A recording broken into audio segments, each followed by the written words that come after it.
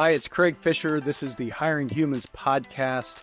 This is the show where we talk about your mental health in the wake of a crazy economy and an even crazier job market. We understand that ghosting and poor candidate experience are sort of the rule of the day, and we're trying to fix that.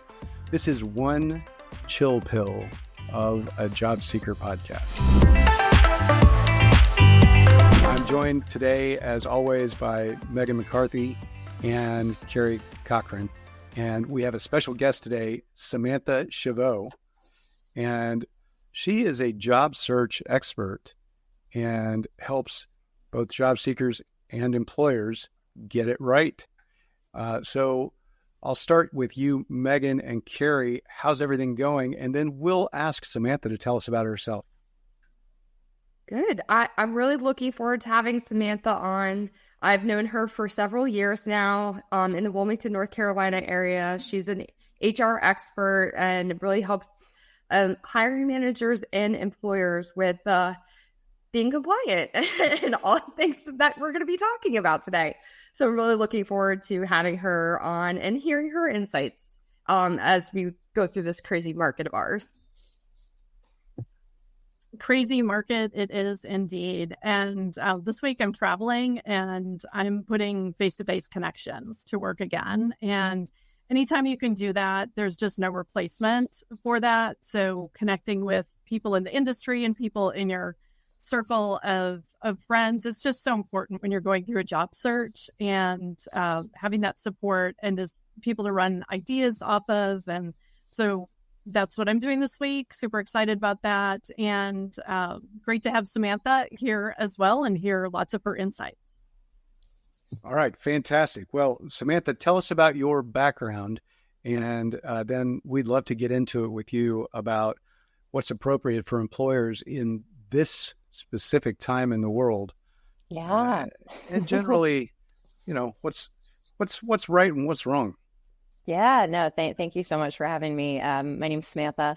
I currently work for a company called Edgebrook Lane HR Consulting. So I help kind of on the external side, helping employers to make sure that they're compliant. There's a lot of different competencies to HR, but I started off my HR career selling HRIS platforms, and then kind of turned around and moved into internal HR.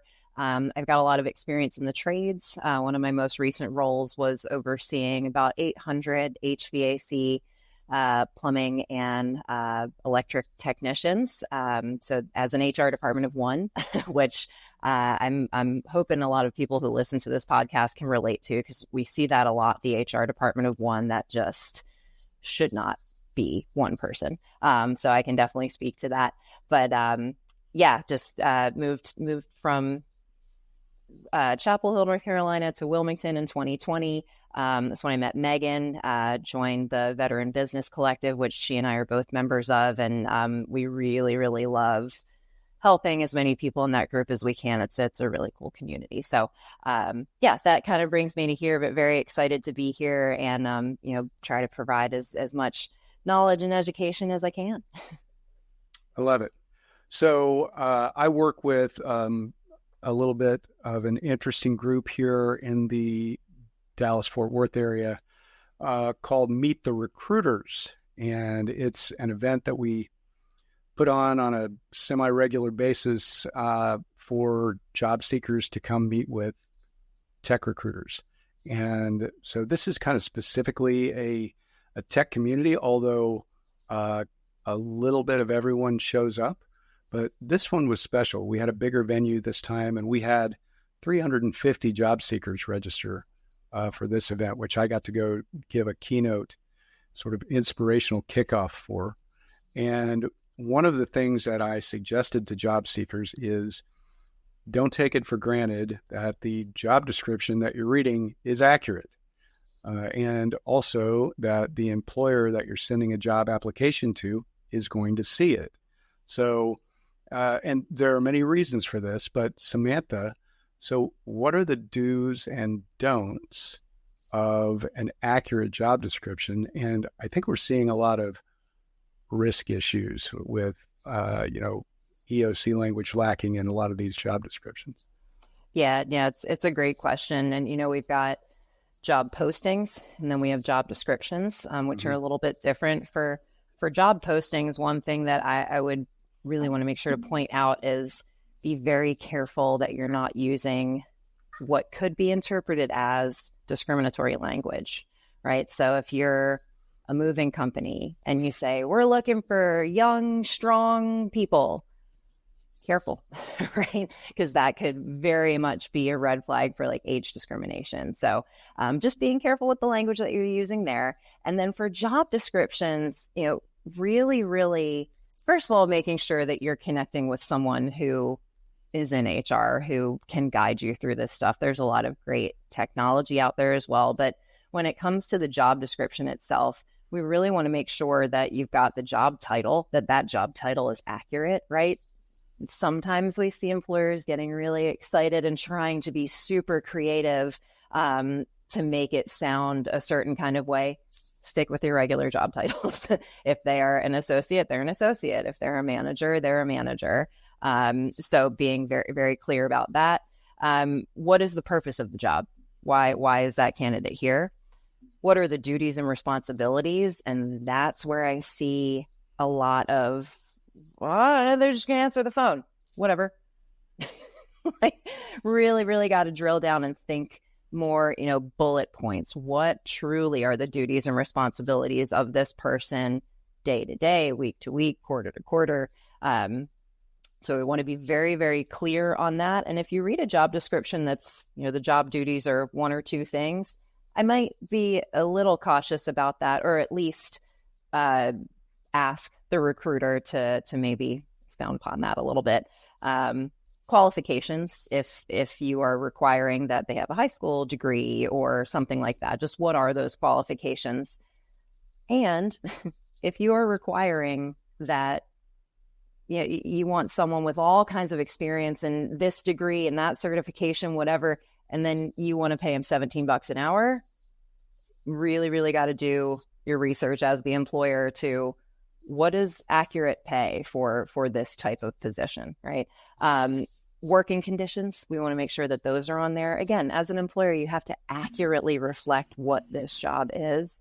And then, of course, ADA, right? So making sure you've got that statement in there. And again, if you're using technology that has kind of a library of these types of forms, that should help you. Should is the key word, trust but verify.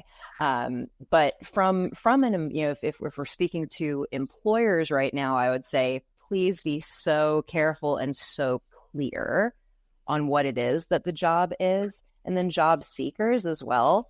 Don't be afraid to ask questions, like if this seems a little, this is kind of a short job description, I don't see too much here, ask the questions in your interview, really, truly what's day to day, what are some challenges that you face here, all those types of questions that would help to really be transparent in that job description.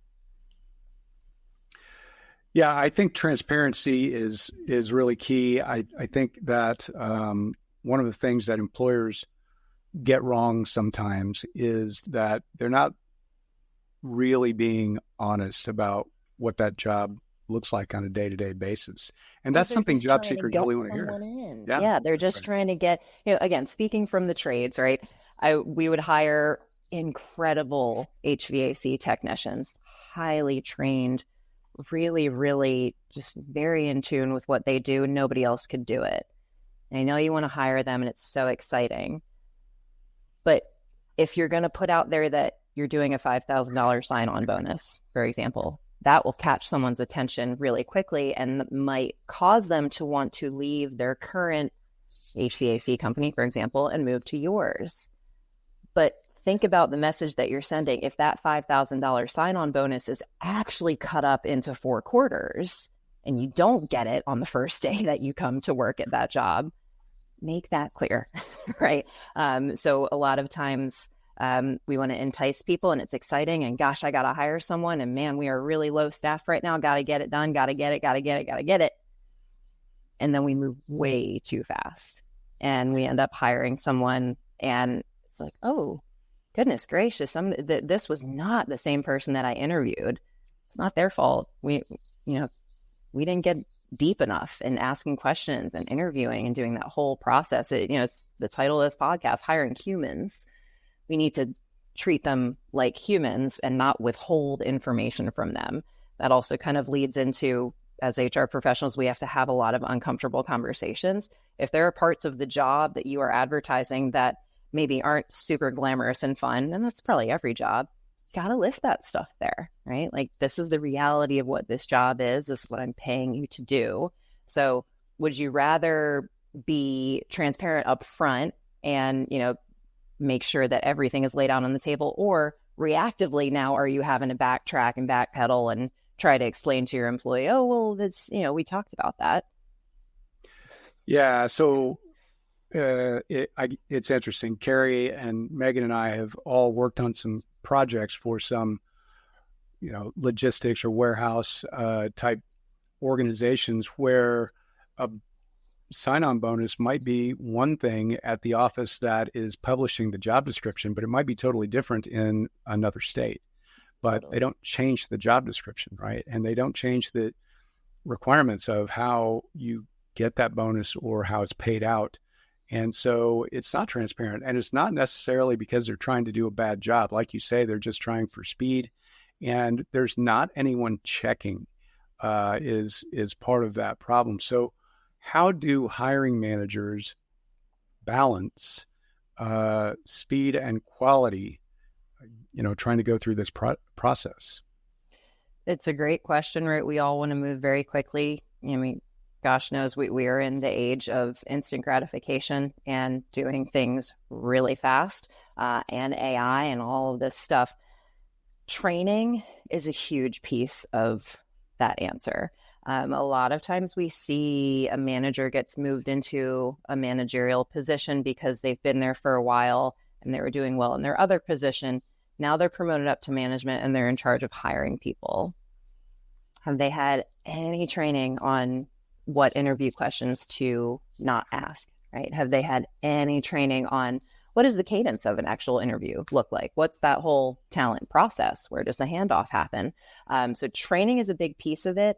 And then a lot of what I talk about is all proactive stuff, right? So if I'm the hiring manager and I'm tasked with, Samantha, you got to hire someone today, fast, they got to be perfect. They got to be great. We got to find the right person, right seat, like all that stuff. Sounds great. But that's where, it's probably an answer that most folks aren't going to like to hear, but you can't always move that fast. I mean, you can, but then you're going to be paying for it later. So in order to quickly and efficiently hire great people, got to do some training to make sure that the person who's doing the hiring is prepared for that. Don't want to fly by the seat of your pants when it comes to recruiting. Got to be asking similar questions that don't get you in trouble. And then the other piece of it is have a system in place, have some type of flow. And if you're using technology, awesome. Use your HRIS system. There should be some type of cadence in there for you. If there's not, there are plenty of people and resources out there that can help you with it.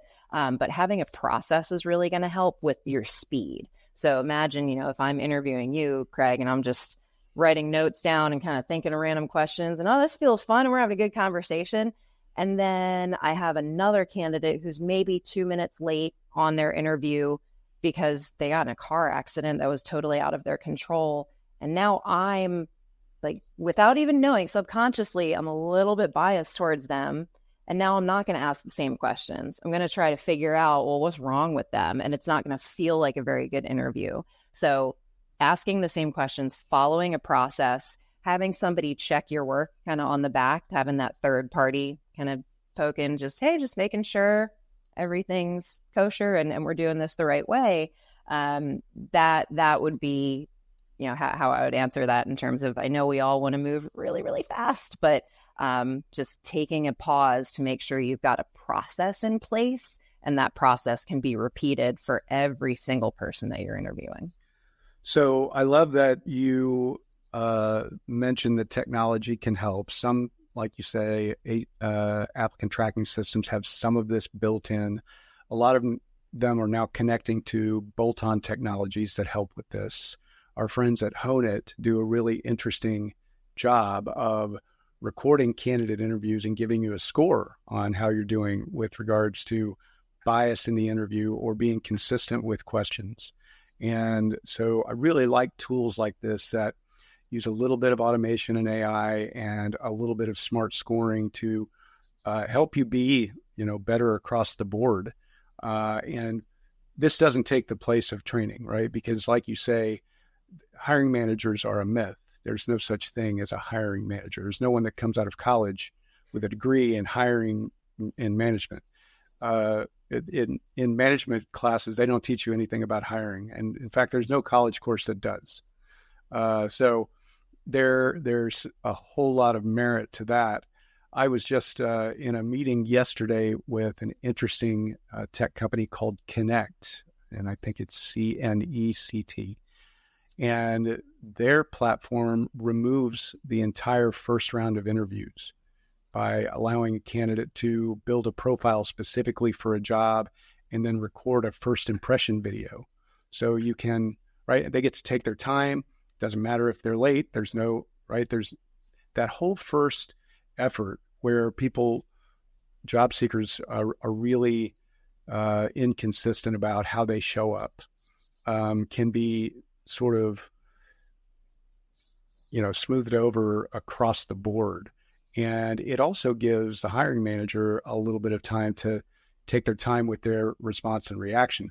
I feel like this is kind of where the market is going. It's not going to replace the need for interviews and the need for human eyeballs, right? But I think at the same time, a little bit of automation is going to go a long way in a very short amount of time, very soon. That being said, somebody still has to set up the automation. Somebody still has to identify what a good cadence is and what good communication looks like and what's our company voice going to sound like when we represent, bits and pieces of the process to you. So, Samantha, have you seen a good and consistent way for hiring managers to provide a good candidate experience during this process? Yeah, absolutely. And I also really like what you said about AI, having someone kind of check your work, if you will. AI is really powerful. It's very exciting. There are a lot of folks out there that think that AI is going to absolutely just be able to replace an HR department. And I would say that's not true at all. Not the case. Again, a great tool, just like an HRIS system, just like an applicant tracking system, great tools, but you still need humans to manage it. Mm-hmm. So in terms of, really giving a great candidate experience, again, I'm kind of answering it the same way, but training and sticking to a process, right? So in terms of sticking to that process and perhaps asking those, let's say just you have a bucket of questions that you can pull from, as the hiring manager, make sure, be here now, be on that interview now. If you've got 10,000 other screens open and tabs open, Craig, you can tell when I'm kind of looking over and I'm, over here and I'm maybe looking over here. Candidates can see that stuff. I remember I've been on plenty of interviews where the person who was interviewing me was very distracted. It made me feel like, do they even care about what's going on? So really, really making sure that as a hiring manager or the person that's tasked with doing the hiring, or you're sitting on a panel or whatever we're calling you, please make sure that you're present in that moment. Because every job seeker out there, no matter what type of person they are, they're really hopefully going to be excited for that interview, and they're really, really trying to get that job. And if you come off as just whatever, just got to interview a few more people, it doesn't really set a very good, tone for just the culture of your company, And if you've got a really cool mission statement and really cool values and your culture is really great, make sure to talk about those things in the interview. Don't withhold the stuff that's really awesome. That helps to get candidates excited. But the biggest piece of advice I would give is be here now, be present during that interview.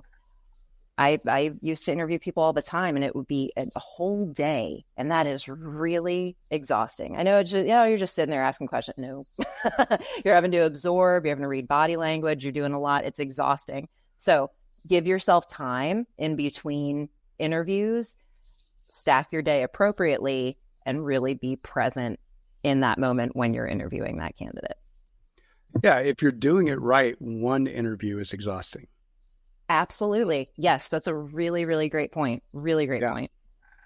Yeah, it's true. And so I've been in this situation, similar to what you just described, where, I'm interviewing some very high level people, and a lot of lives and jobs are at stake with the decisions that are made. And, you can't be distracted. You can't be eating your lunch. You can't, there's no coming and going in your brain when you're interviewing an SVP for something, right?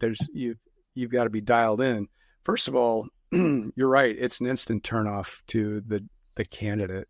You're representing your organization, and every one of those people deserves your time and respect if they're at the point of getting a job interview.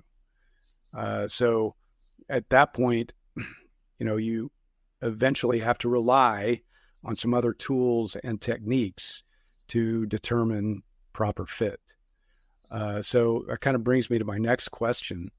What are some ways that hiring managers can help to find the right match during this process? So, right, we've narrowed it down to a candidate pool. Managers decided, I want to interview these 5 out of these 20 that I've been sent. And now, how do we go from there? So would highly recommend, with like second round interviews that the candidate is speaking to someone else. So having a panel interview is a great idea. It can be just 2 people, but that person might recognize something in the candidate that I missed. And so, yeah, really important to, if it's just one interview and you make your decision, okay. But I would recommend doing at least 2 and getting another person in that seat with you, just, as a third party, to be able to kind of identify other things. So, again, following a process, asking questions that are compliant, that won't get you in trouble. And feelings are a big part of it too. And I think that just in general, in business, we don't tend to talk about feelings a lot because it feels inappropriate, right? It doesn't feel like, well, this is legitimate business data, but we should take these things into account, because if we're not thinking about the mixture of feelings and policy, you're not going to be able to run any type of organization that's going to be attractive to humans. So keeping in mind those feelings, keeping in mind, if a candidate is just not interviewing well at all, again, maybe that's an opportunity to have that second interview. You gotta give a little grace when we are talking to humans. Yeah, and I think that very often we don't know what happened right before this interview, right? What was their last interaction with the organization? Is it something that threw them off? And we should dig deeper, because you're not wrong about feelings and gut feelings and all these things. We have to remember that we're being judged by the candidate, by their feelings, right?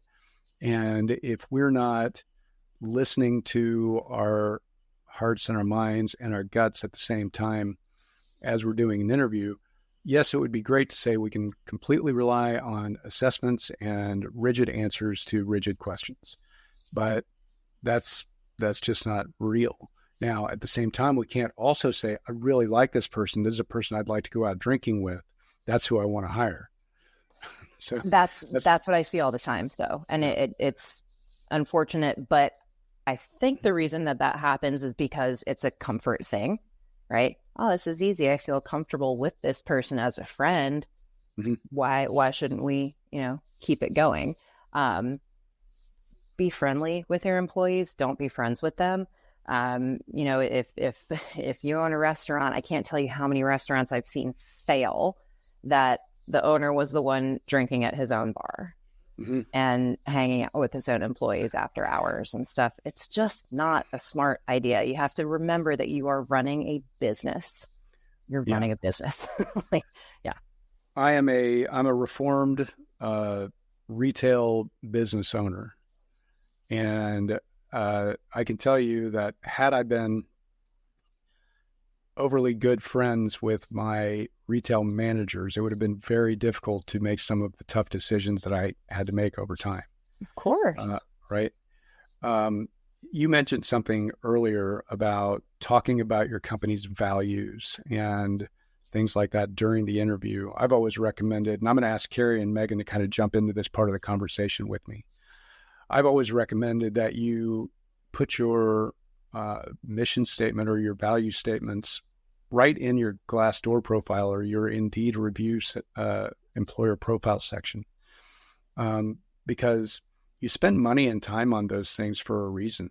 Why hide them right in some SharePoint folder? I mean, that's you want this to be kind of front and center. But Megan and Carrie, you've seen this as well, and then I want to get Samantha's viewpoint on this.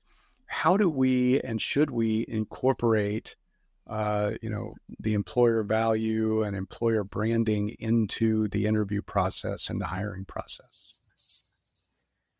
That's a great question. I think that where I've seen this come up both from doing recruitment marketing and employer branding on one side, and then being a candidate and asked about my certain experiences or how I've even heard about the company, I have done my research as that candidate. So sometimes the question gets asked by me as the person that's interviewing or being interviewed, and sometimes it's by the hiring manager who's interviewing me and saying, like, how do you know us? What made you interested in our company? And then that's where I'm infusing the values and some of that employer branding and marketing that I've seen out, whether that's on social media, whether that's Glassdoor, Indeed, or other job boards, whether that's on their career website.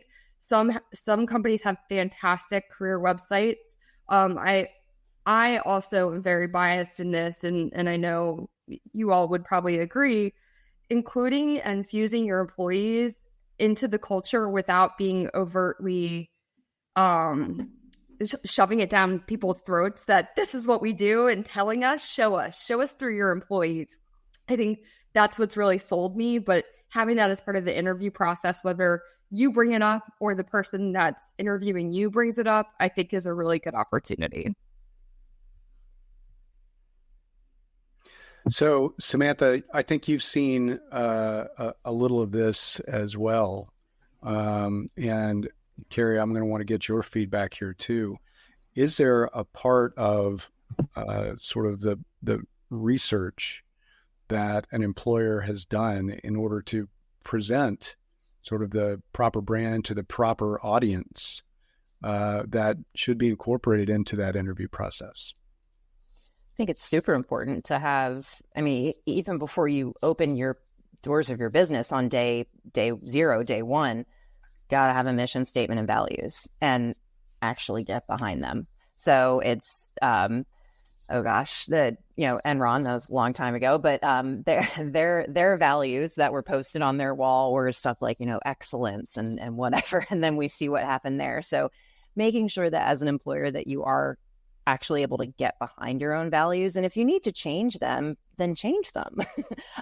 But that's why you started the business. That's why your people are here. So certainly I think that should be shared in the interview process of, hey, if you didn't know, they're posted all over our website, but in case you didn't know, these are our value sets. And this is really how we govern ourselves every day. This is how we navigate every single day. We're doing these things. So yeah, I think it's super important. And for businesses that don't have that mission statement and value set very clearly outlined, there tends to be a lot of gray. Hot little tip for job seekers here. Most employers that really want you to know about their mission and values do put it on their careers page, their corporate website. They put it in the interview prep that they send you. They are telling you they want you to understand this, and they want you to base your answers around how you fit that.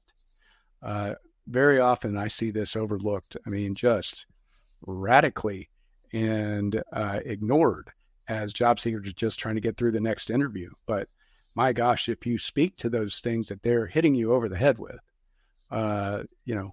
take the hint, right, Carrie?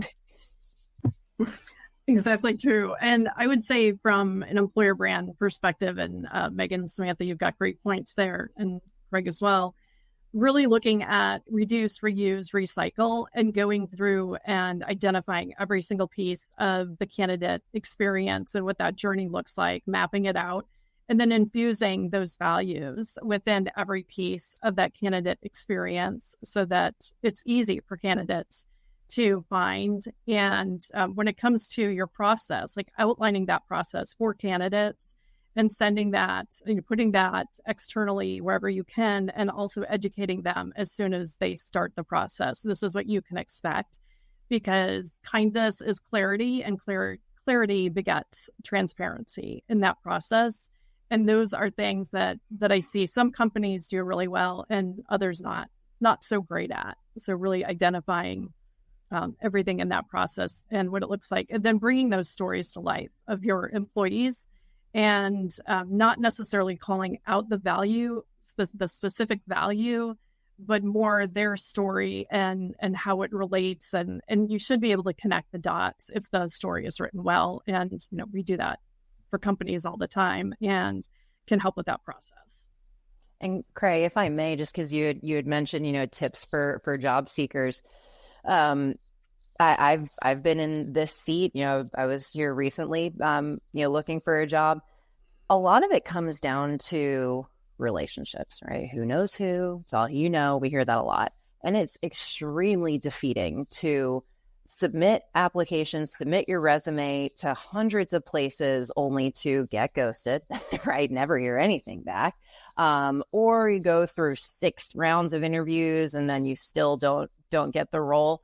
One of the pieces of advice that I would give that has helped me in the past is go on LinkedIn and find the people who work for that company, right? Find the company on LinkedIn. I've done it myself. I've reached out to executive directors just being like, hey, you don't know me. I'm Samantha. I'm applying for this job. I would love if you could connect me directly to your recruiter. I also noticed, I really love this, and that about your company. And that has got me through before. So don't be afraid to go on to LinkedIn and try to find those people and advocate for yourself. Cut the line. It is hard. This stuff is really, really hard. And then on the receiving end, as a recruiter or as the hiring manager or whatever, again, they're getting hundreds of resumes as well. Not saying that it's okay to ghost a candidate. It never is. You use technology. Hopefully you can automate it to do these types of things for you, which is great. But, just making sure that you're, again, following some type of process there. But yeah, cut the line, try to figure out who the people are. And half of the time they're not going to answer. But that has helped me a lot in terms of I'm looking to form a relationship. I see you. I'm reaching out to you. I'm advocating for myself. And I share that just because it has helped me a lot to land jobs in the past. Absolutely. There's a chapter in my book, Hiring Humans, called Paint Your Store, where I talk about, taking that even a step farther, right? Post things that would be relevant and interesting to that community, that audience, that hiring manager, helpful things, right? Don't ask all the time. Give first 5 times before you ask once. And then when you do connect with those people who you want to hire you, they can go check out your profile and see that you've positioned yourself as a subject matter expert already, right? And that takes you far up the line, right? I mean, talk about cut the line. And then if you're smart, do some research about the organization that you want to work for and publish that as well. And then tag all those people that would want to hire you. Yeah, absolutely. All right. So what are some common pitfalls that hiring managers fall into, Samantha, and how can we help them avoid them? Bias and asking a lot of inappropriate questions because they feel right, and go right back to feelings because it doesn't feel good or it feels good. So I've literally heard it. I was in a coffee shop the other day and there was an interview going on, And he said, I know I'm not supposed to ask you this, but don't do that. Just, again, black and white, right? So if you're getting into this area, there's a lot of gray in the interview. Ooh, don't do that. I know it might feel good in the moment, but that doesn't help with any truly rational decision making about the person that you might be hiring, right? So again, I'm repeating myself a lot, but have those kind of bucket of questions, and make sure that we're asking some behavioral based questions as well, certainly. But having those group of questions, don't ask questions that you shouldn't ask. Don't ask them how old they are. You can ask, let's take transportation. You don't want to say, do you have a car? Do you drive? Do you have a vehicle? Somebody have a car for you? Do you have a reliable way to get to work? Would be a much better way to ask that question than do you have a car, right? So there are lots of don't ask this, but you can ask that. And again, I've got a lot of those resources, tons of resources out there. But avoiding pitfalls, please stay so far away from anything that could be considered discriminatory, because that is where, the EEOC is busier than it has ever been. Yeah, really, for good reason. Yeah. Really. So, just being very, very careful. Again, spot check. But being present, got to make sure that you are paying attention to them, even if they are an awful candidate. Go through your process, and now you'll have a reason as to why you had to reject them. Right. Yes. Very often candidates that aren't appropriate for the job that you're interviewing them for give you some of the keenest insights about your organization. They really want the job. They've really done a lot of research, and they're very interested in helping you to believe that they could do the job, even if they're not right for it. And so sometimes they do have, a little greater gleam of knowledge for you that I would pay attention to. You can ask open-ended questions. There's nothing wrong with that. Tell me about yourself, right? Tell me about you. Yeah, tell me your story. Yeah, and if you do that and then you shut up, very often people will tell you just about anything you want to know. But don't feel the need to follow up with specifics that are outside the realm of the rules, right? Very true. Always sticking to the duties and responsibilities. I say it a lot, but is this relevant to the job that we are talking about right now? If it's not, maybe that's a conversation that you need to be having with a friend who doesn't work at the same company as you. Yeah. And that's okay to do, but just be so careful what you are sharing with candidates. Be so careful that you are asking questions that are okay to ask. Just being careful. And I know it stinks to hear. It's like, oh, be careful, be proactive, all these things, planning. It's a lot for a business owner, for a hiring manager. There's a lot of things that they've got to keep track of. But I really believe that when you get this wrong, it can be extremely, extremely costly to the business, and even to the point of shutting it down. So, 100%. All right. So for those candidates that aren't accurate for the job, what is a good methodology or just even some good ideas for hiring managers to give constructive feedback to those people? Yeah, it's a great question, right? So that's why we want to ask specific questions so that we can then just go right back to the notes when we went to our interview of, this question wasn't answered correctly. So one of the jobs I used to do, I helped a company up in Pennsylvania doing recruiting for them, and it was IT type of stuff. So, what does DHCP stand for, right? And if they kind of fumbled a little bit and they were looking it up, then maybe that may not have been the best candidate. And then the feedback that you can give is, hey, specifically here, might recommend doing a little bit more training in this area. We did decide to move forward with a candidate who has more experience. And I know that's kind of a stock line that you hear a lot, but that's kind of the reason why it is. Exactly. Yeah. Just give me something, give me some form of feedback. If you can make a recommendation for me to do training, to do volunteer work, to do whatever, it's helpful to get that feedback. And I even asked a recruiter one time, I was fired up. I'm like, 4 people recommended me for this job. I've gotten referred by this. So, can you please tell me, like, why are you not? And she was like, absolutely. Thank you for reaching out. I'm looking for someone who has had at least 10 years of experience in XYZ, which I didn't have. Would it have been helpful for them to put that on the job post? Yeah. But at least I got feedback as to why I wasn't being selected, because it was very frustrating. It was personal friends of mine have recommended me for this job, put me in touch with these people. I was so excited. And then I didn't even make my way through, but she was able to tell me why that was. And I appreciated that. Yeah, I really do believe that err on the side of over communicating, right? Rather than under communicating. I mean, anything is better than nothing for sure. All right. So this has been fantastic. Megan and Carrie, final thoughts. I mean, Samantha, thank you so much for joining us. I think that we can all relate to this in some capacity, whether we've been on the same side looking for a job or we've been on the other side as part of the recruitment and hiring teams. And I think we can all learn something from you. So thank you again for joining us. Of course. Yeah, thanks for your insight, Samantha. And, I would just say, like, if you're a candidate, just keep the faith and keep going in the process, take those breaks, make sure you're feeding your mind, your body, and your spirit, and doing what you need to take care of you. And, the right timing will come, and so will the right job. And it's hard to have patience, especially when you're in a tough situation. But, like, we're all in this together, and don't be afraid to reach out and ask for help. And when you do interview, make sure that you are asking for feedback, because, I'm a firm believer that if you never ask, you'll never know. Sound advice right there. Samantha Chavot, thank you very much for joining us. This has been fantastic.